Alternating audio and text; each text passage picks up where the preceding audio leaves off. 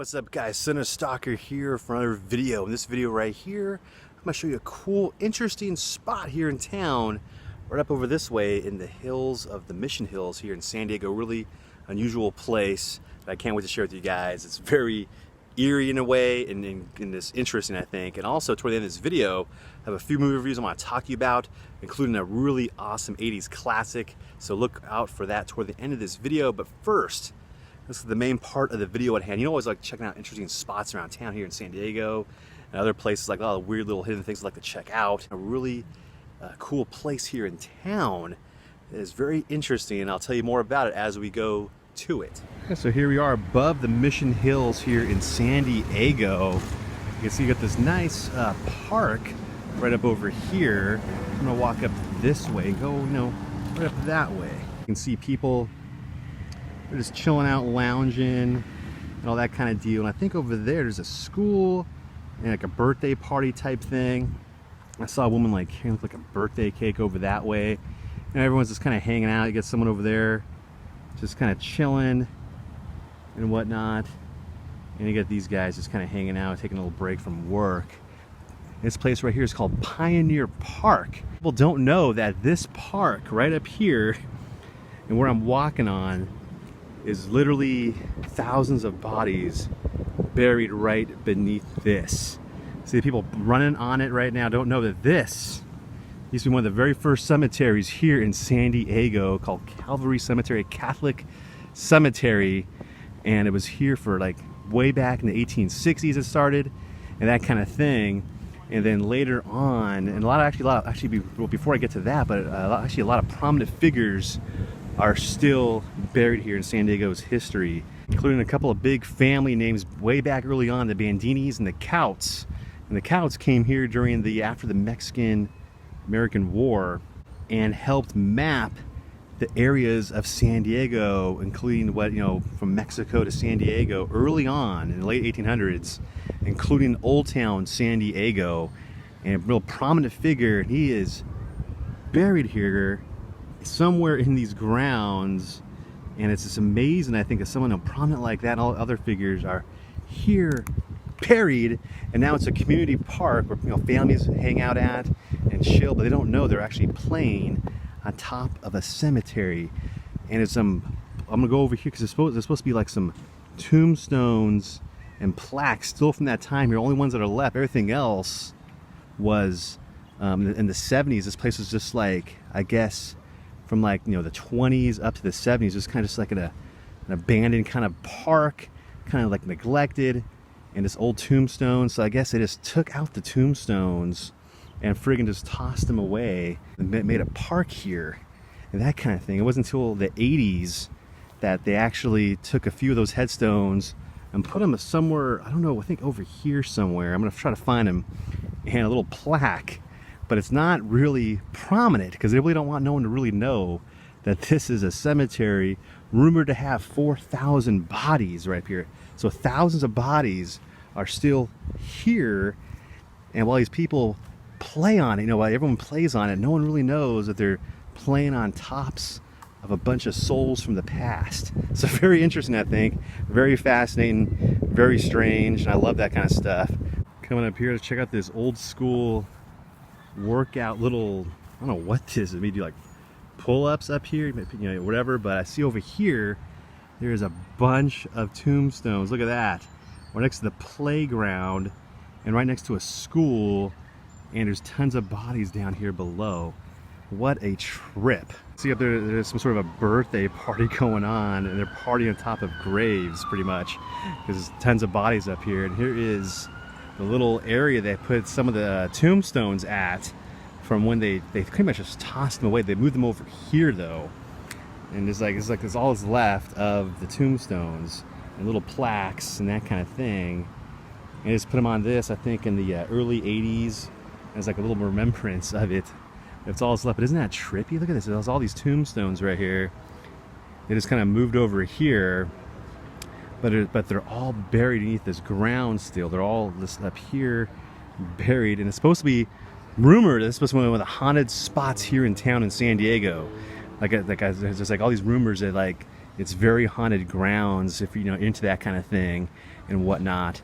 But yeah, very interesting. So I'm gonna have to come here at nighttime and do like a little, come here and see how it is. Maybe find some interesting things. But you can see the dates of this, really old. Died in 1882, born in 1862, died in 1915.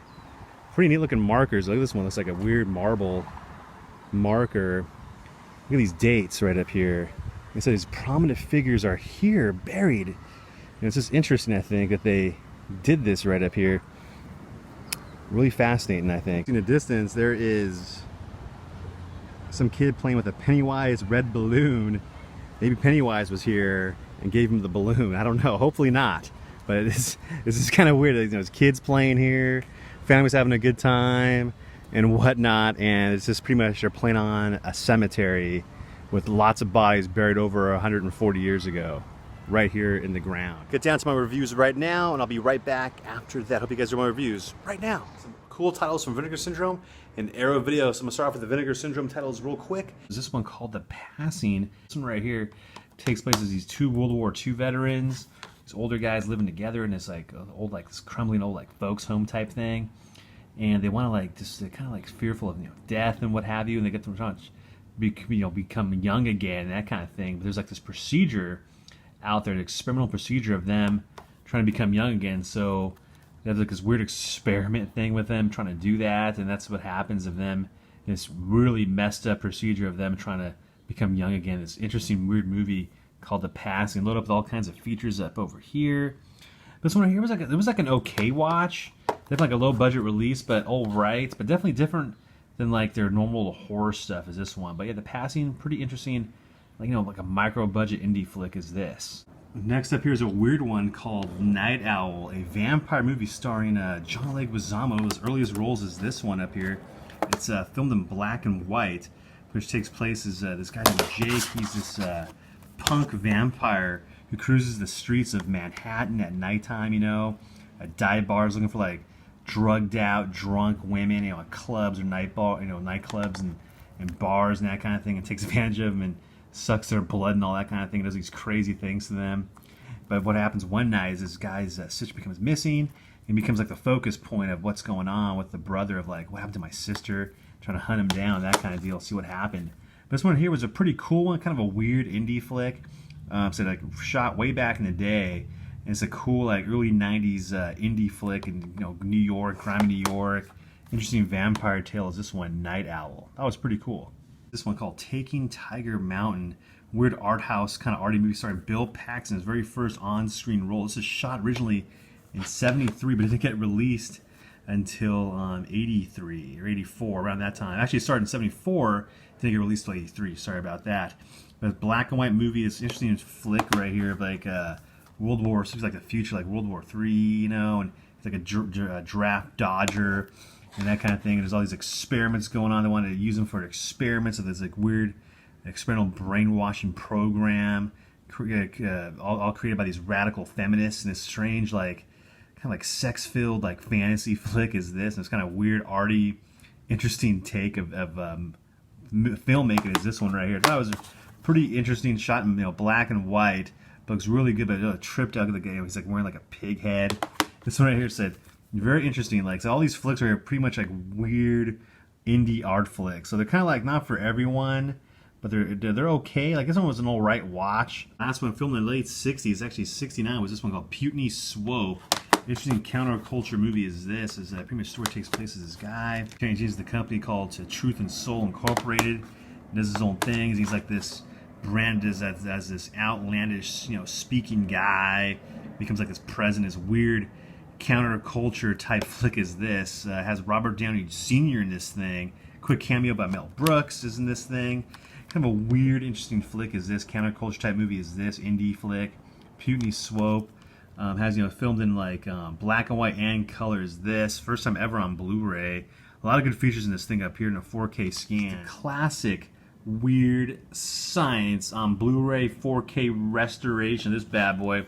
This has a really nice felt cover too. The cover feels like a nice felt too. Look at that cover. It looks amazing. The neon 80s colors. Things packed up with extras. Look at this. It looks fantastic on Blu-ray. They did an amazing job, as everybody always does, And you pretty much know the story. This 80s classic John Hughes film.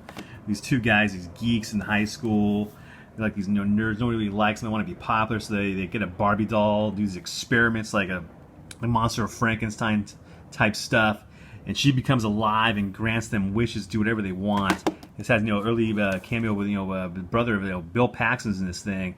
Great 80s flick.